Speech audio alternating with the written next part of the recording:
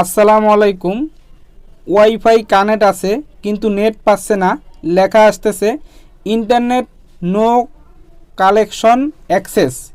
হ্যাঁ বন্ধুরা, যদি এই লেখাটা চলে আসে আপনারা কি করবেন এবং কিভাবে সমাধান নেবেন?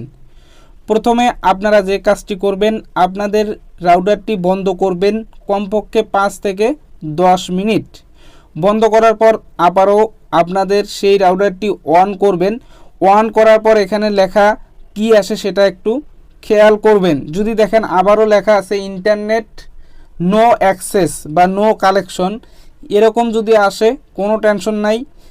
আপনারা যাদের কাছ থেকে ইন্টারনেট নেন সরাসরি তাদেরকে ফোন দিবেন এবং তাদেরকে আপনাদের এই সমস্যাটা খুলে বলুন যে আমাদের ইন্টারনেট পাচ্ছে না।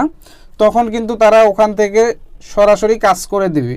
অনেকে আছি আমরা আমাদের রাউটার নষ্ট হয়ে যায়, তো নষ্ট হলে এই সমস্যাটা হয় না। অনেক সময় সার্ভারের সমস্যার কারণে ইন্টারনেট নো কালেকশন অ্যাক্সেস লেখা আসে। তো আপনারা সরাসরি যদি নেট অফিসে ফোন দেন তাহলে কিন্তু তারা ওখান থেকে সার্ভিস করে দিব এবং এখানে সরাসরি ইন্টারনেট পাবে। আপনারা চাইলে এই পদ্ধতির মাধ্যমে ইন্টারনেট ব্যবহার করতে পারেন। আসসালামু আলাইকুম।